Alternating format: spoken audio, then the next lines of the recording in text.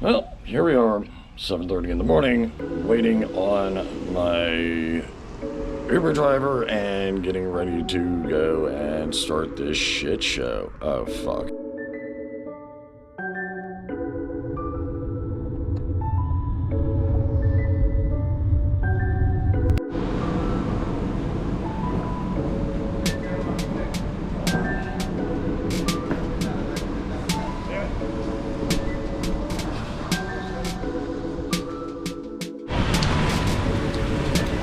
Well, good evening, man.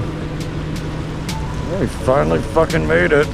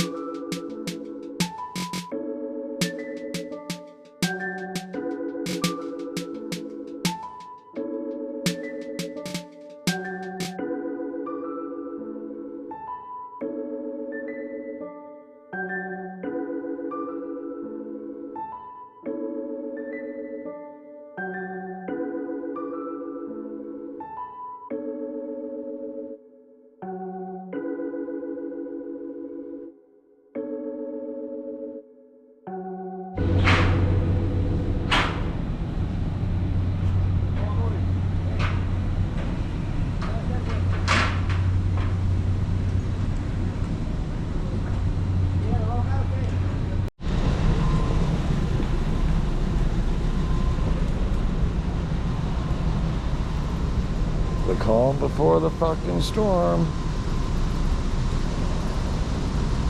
Yeah, they just started throwing everything together though, so it's not even ready for it's really coming and set up. But still, let's check in, get our fucking Oh, yeah. and then we'll come back in. Yeah, it looks like this chick's setting up some shit.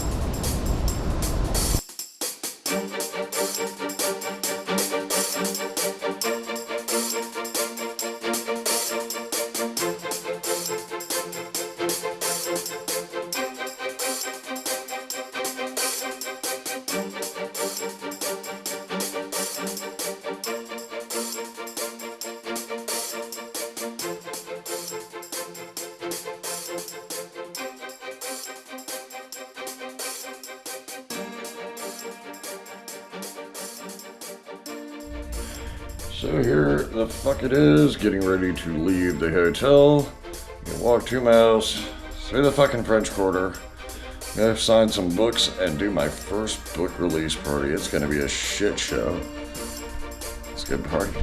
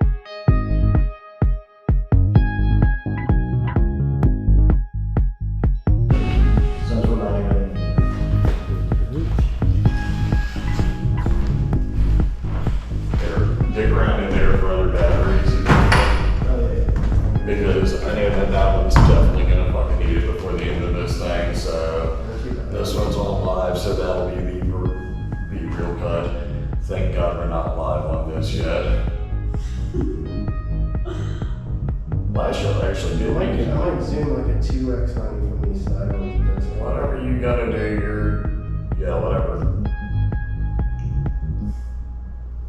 Let's just get this bullshit over with and go out to eat. Well, let's do this. Hi, good evening. How's it going? As we say down here in New Orleans, bonsoir. What gives you the right to write a Southern cookbook? I've read that several times. Oh boy, this is gonna be a fun one. You know, that's what I want to know. Just because you're from Virginia or somewhere like that, that ain't the South, bro. Okay. This the South, bro. Alright. You know? Well, that's why I'm here to release this, because first off, to answer your question, this is not the end-all, be-all guide to Southern food, man. Don't claim it. I fully respect the fact that there are hundreds of years of traditions within the South.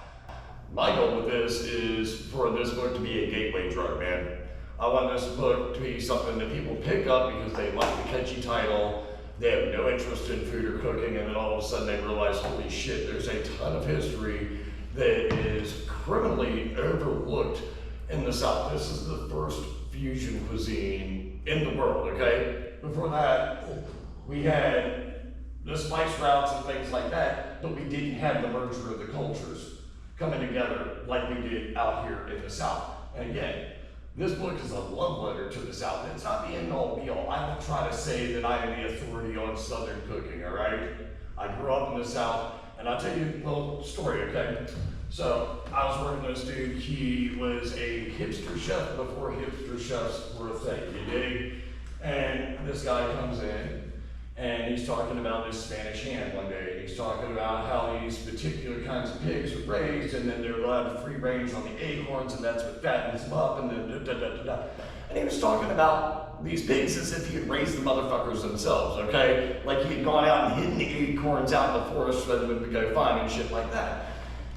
And I looked at him after about, I don't know, 5-10 minutes of him talking shit. And I looked at him and said, I said, so you mean just like Surrey ham? Just like Surrey and Smithfield ham? He didn't understand. And I didn't know as much about it as I do now. My mom actually went to high school with Sam Edwards of Edwards Smoke Shop, okay? It's a very specific breed of pig that a lot smaller than commercial pigs. Every year, even with modern farm technology, there's a ton of waste when you go to harvest the peanuts. There's a bunch of peanuts that get left on the ground, and instead of letting them go to waste, they're loaded with fat. They let the pigs go run around and get nice and fattened up right before the winter slaughter. So it's a very distinctive type of pig. They're getting fattened up, and then it goes through the curing process. It takes about a month. They use a very specific kind of salt.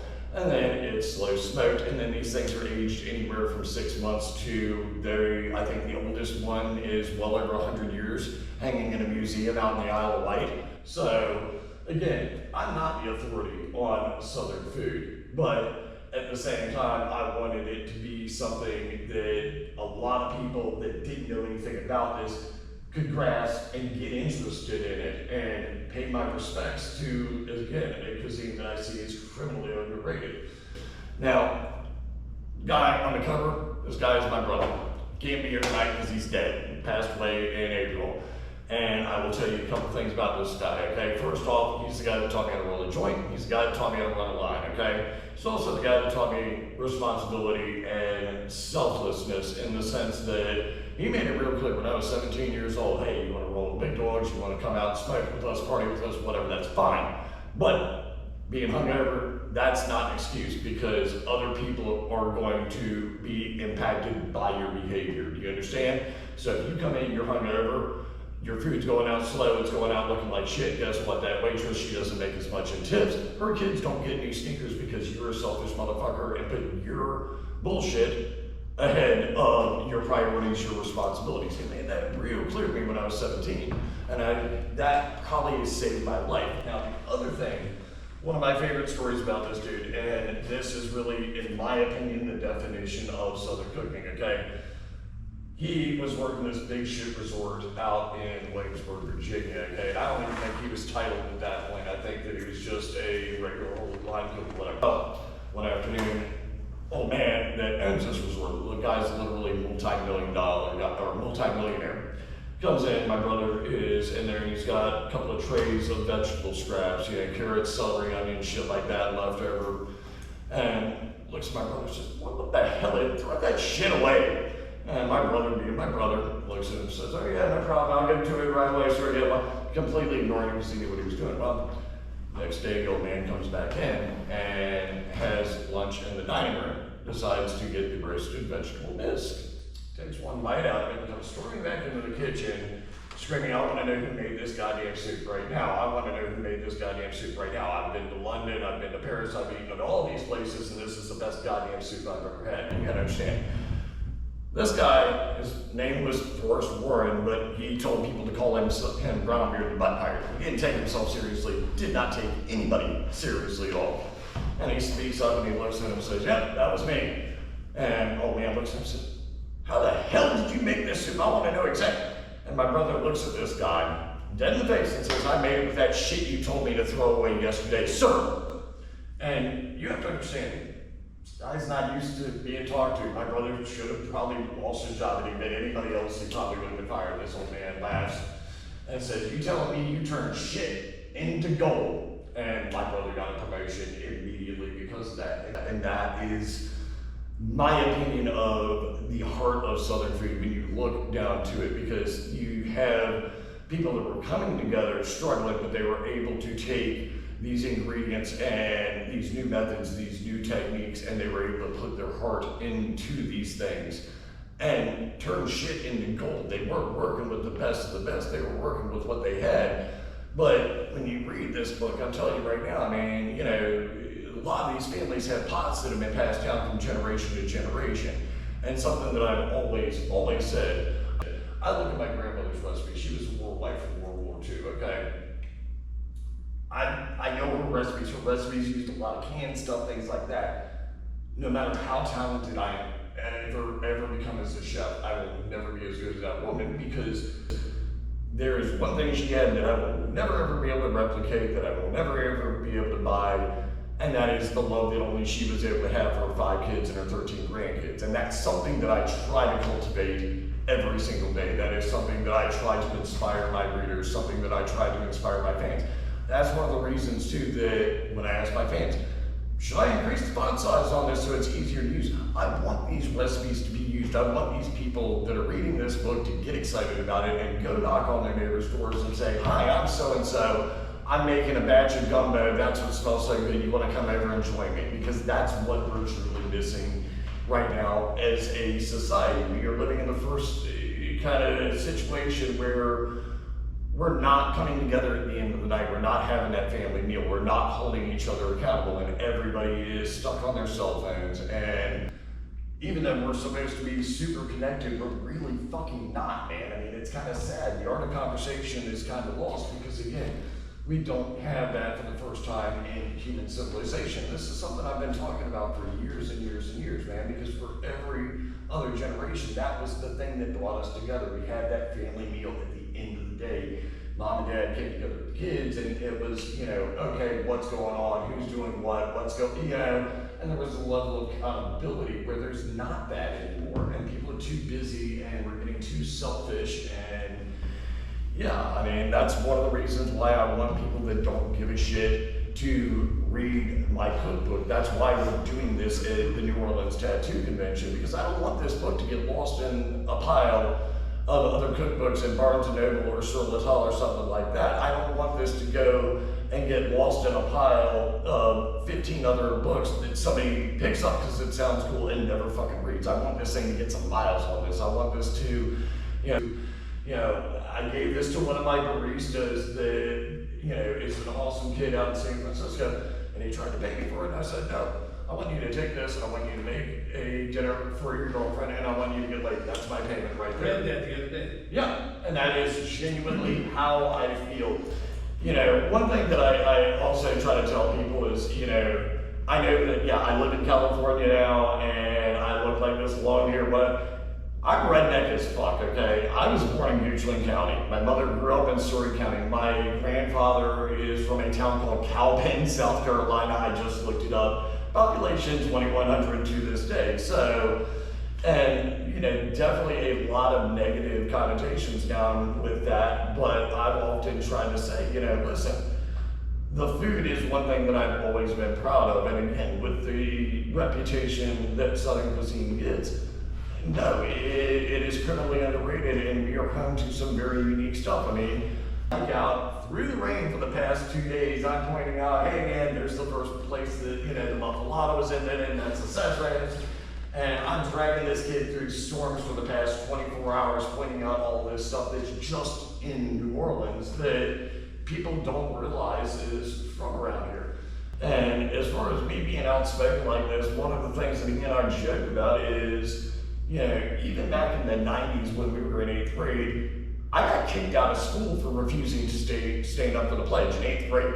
And you have to understand, this was the 90s in fucking Virginia. My family's military, and it did not go over well in that type of environment. But oddly enough, it was actually my grandfather, who, proud to say, was on the Nevada at Pearl Harbor. He was the one that actually came to and stuck up for me and said, hey, this is what we were fighting for. We were fighting for the freedom to be able to stand up and have a voice and be able to speak out when we see injustices, right or wrong.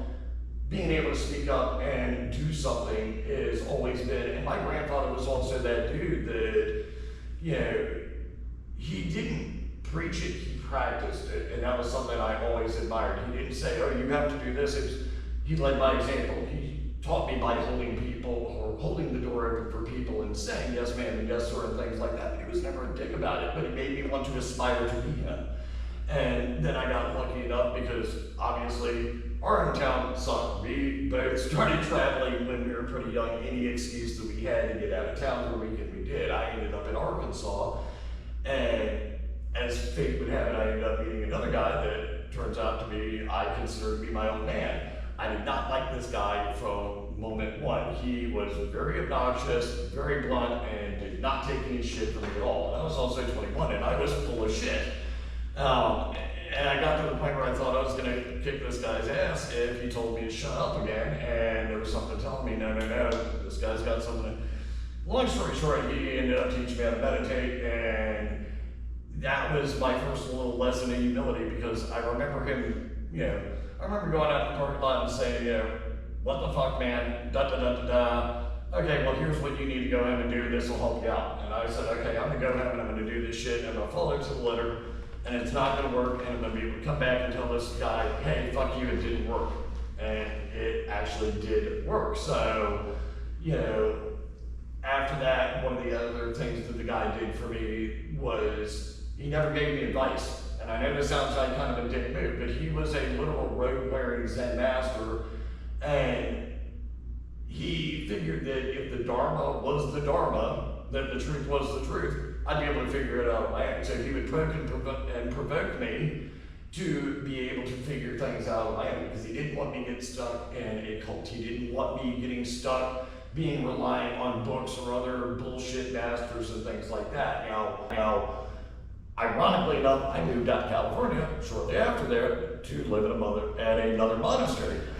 I got kicked out of there after about a week because they were a little bit too ritualistic and a little bit too full of themselves, and it was definitely not the scene. But one of the things that I did learn really quickly out there is it was the first time that being in California, I thought that I was super liberal. Turns out I wasn't. I was actually very, very conservative in my basic nature. But it was also great for me because it was the first time in my life that I was not a majority anymore. All of a sudden, I went from being, part of the majority to being a minority. And it was the first time in my life that I actually got to experience some of these different cultures, some of these different communities firsthand. And, I don't consider myself a liberal or an anarchist in terms of, I'm lazy. It's that simple. I don't have time to give a shit about the superficial. I care about performance. And in a kitchen, one of the things that I've always said is I don't give a fuck what God you believe in, where you come from. It doesn't matter to me as long as you show up on time, you've got your knives, and you got table six ready for me when I need it. And because of living in California and because of being exposed to all this stuff, it became very, very apparent to me that if I want rights for myself, which I enjoy my freedoms, I enjoy being able to speak openly, I enjoy being able to do what the fuck I want to do. I'm also very well aware of my privilege, being who I am because of the color of my skin tone, etc., etc. But if I want the rights, I want everybody else to have the same exact rights, because otherwise it's a real slippery slope and it makes me a fucking hypocrite. And I'm too lazy to get into the schematics of who deserves what. And what's funny too is getting involved in social media politically was never my agenda. I had no intentions when I got started 12 years ago with Culinary Anarchy that I was going to be doing films, that I was going to be doing, social media in the way that I'm doing it. I had no idea that I was going to end up raising money for charity by trolling assholes on the internet, for example. And I'd always considered myself an advocate for the LGBTQIA community, but I didn't realize how bad off it was for these folks until I posted a fucking 30-second clip of a flag 2 months ago from out the Castro, and it was literally nothing that I even thought about doing. It was, I was passing the Castro, there's a big pride flag out there, and I'm just like, oh, this is kind of nice here. 30-second little clip of it, another beautiful day in San Francisco. That's literally all the fucking post said. To this day, Mike was there this morning, I had checked Facebook, and it's like 6 different comments of these misspelling assholes, and the funny thing is, it's like, I don't check the comments for a minute, and by the time I look at them, half of them have like blocked me already for responding. But I tell them, this is, this kind of shit reminds me of why I have to stay so vocal and advocate for these people, because when you're laughing about 40% and shit like that, and you're making a joke out of this kind of thing, no, I'm not cool with that, so I'm gonna use my fucking privilege to speak out and stand up to you and remind you that motherfuckers like me do exist and that we are allies.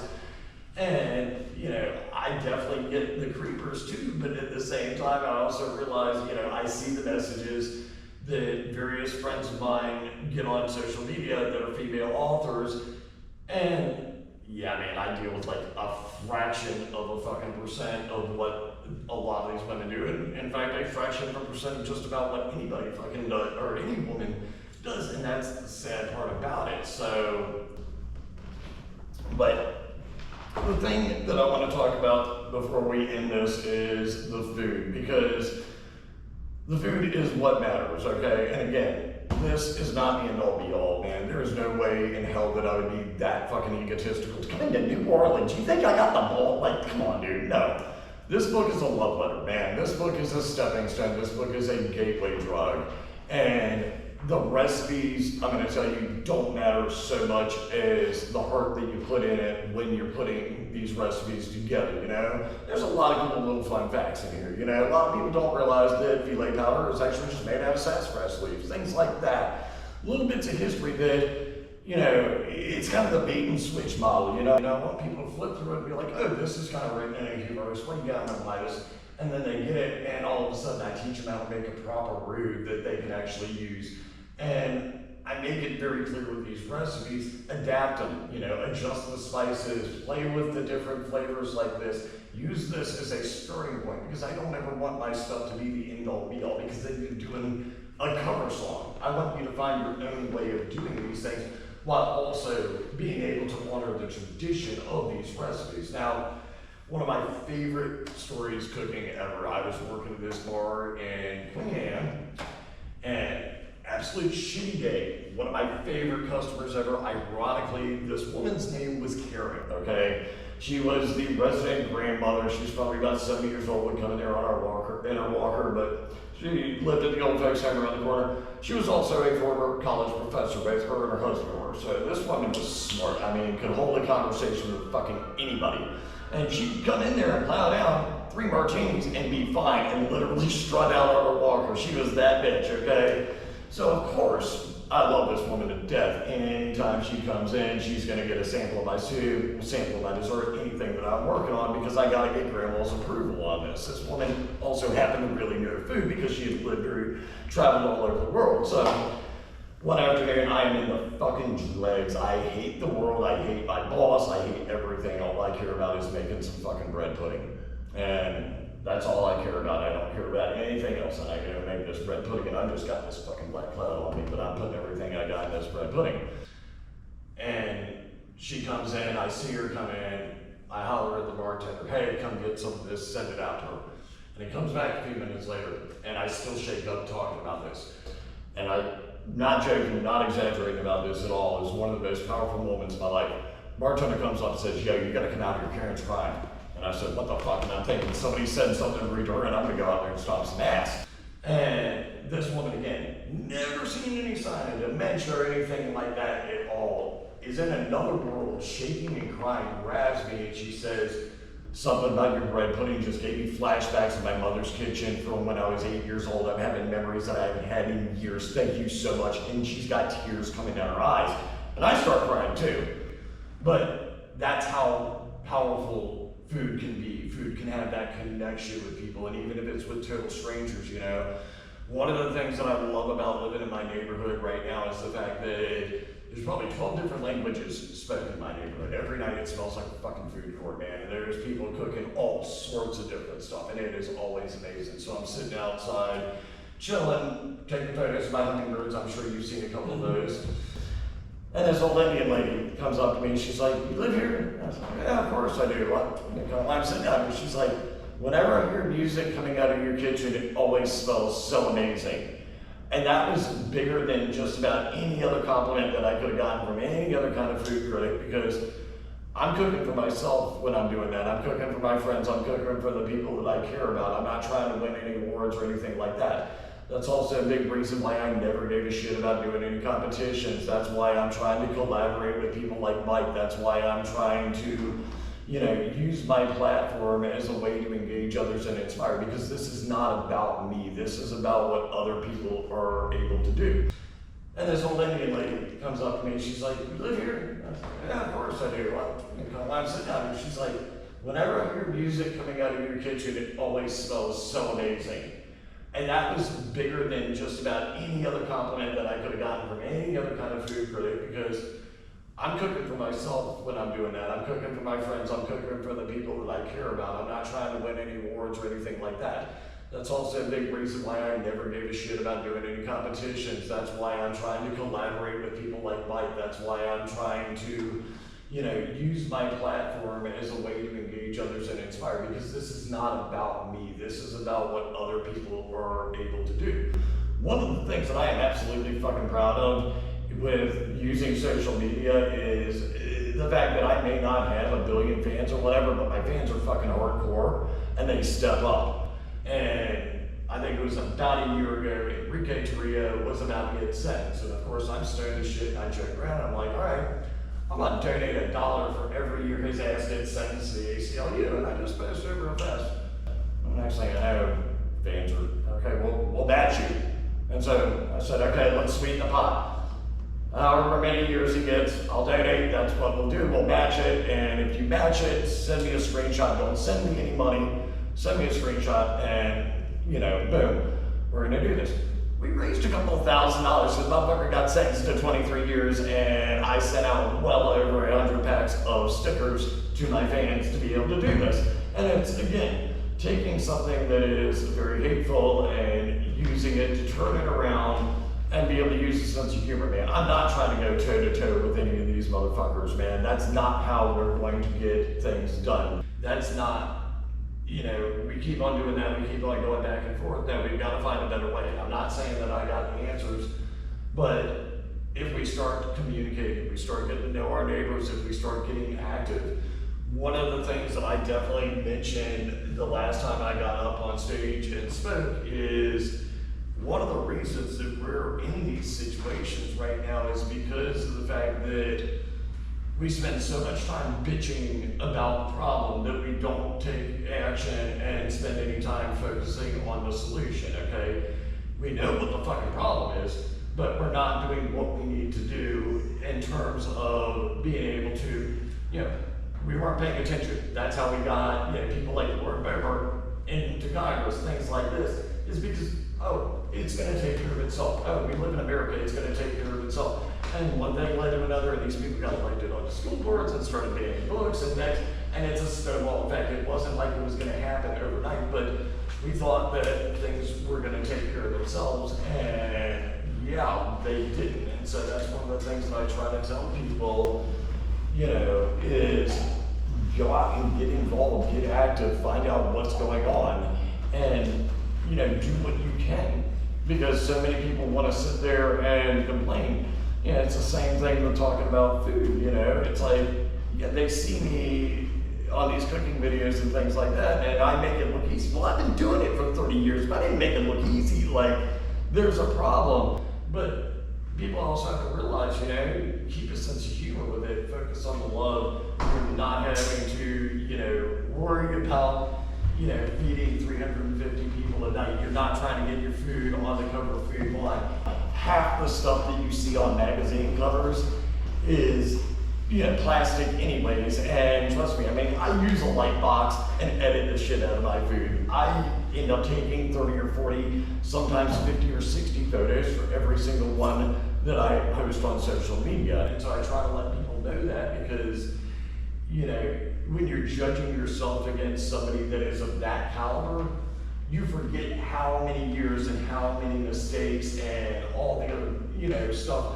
Even when we're doing this film, we're probably going to shoot 16 hours of film and break it down into 45 minutes that's actually going to end up getting shown. So people forget that and they want to compare themselves to that now.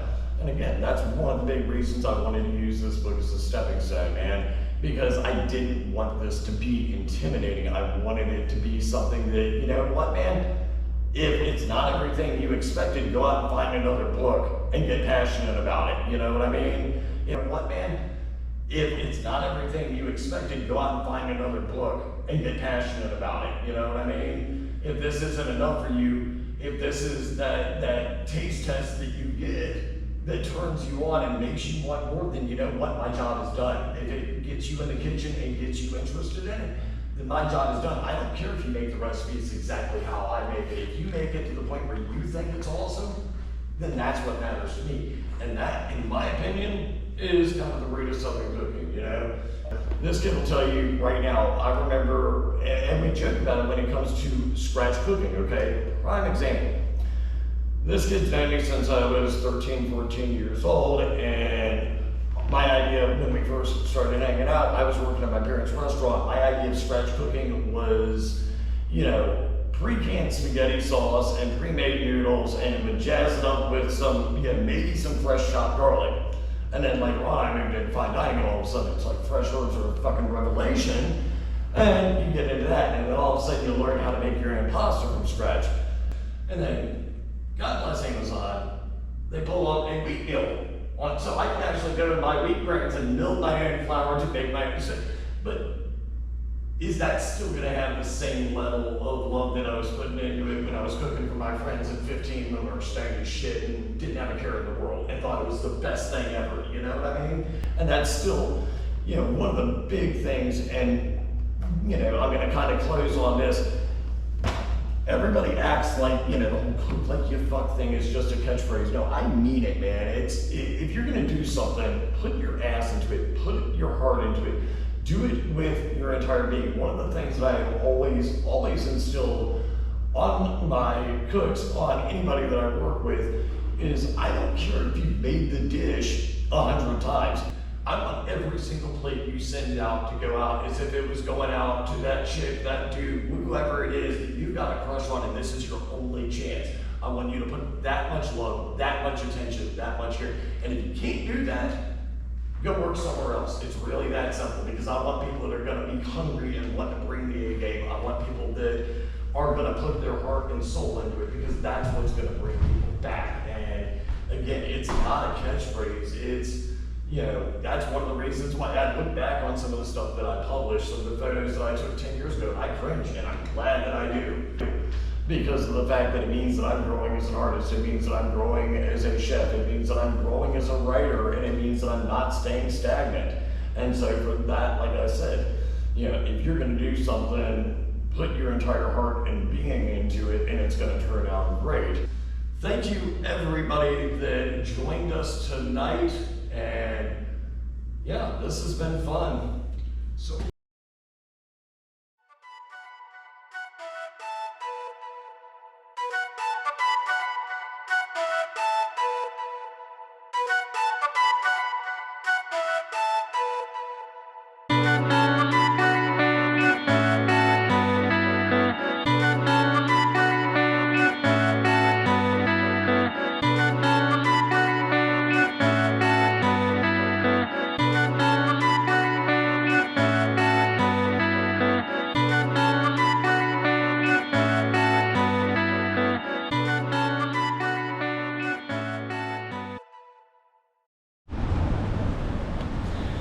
Friday morning, 8:30. Still raining like a motherfucker. Convention starts in 6 hours. So I'm gonna get the booth set up and yeah, getting some great footage, getting some fucking amazing photography done, but too fried to edit and post anything, so yeah, waiting for the coffee to kick in. It's gonna be a good day. I'm gonna get another pair of shoes because my boots are soaked after fucking 2 days.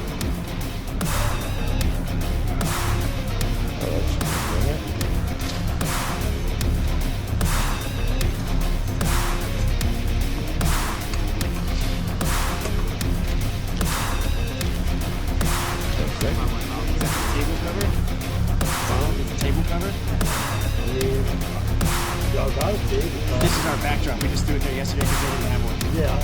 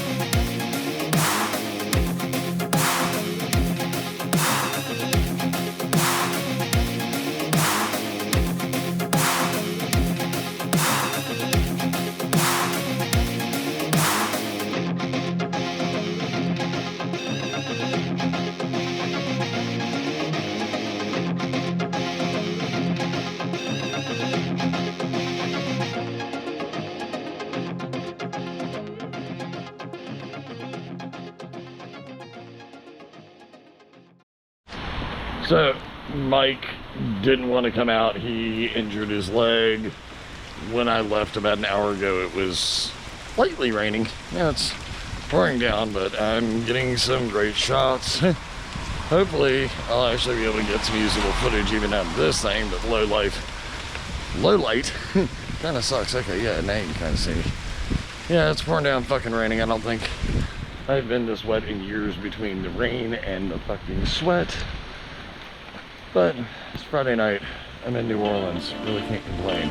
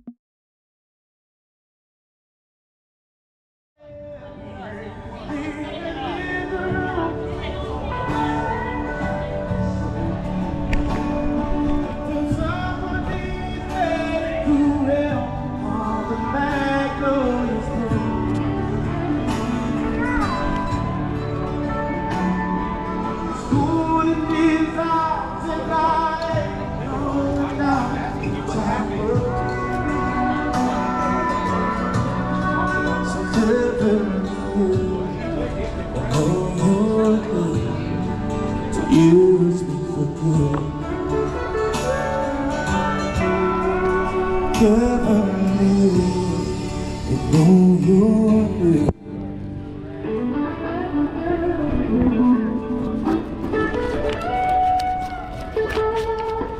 Use me for good.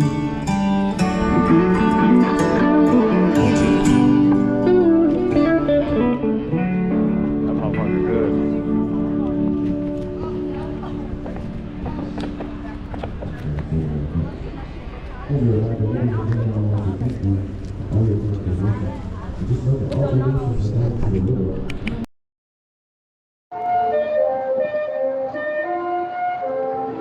What the fuck?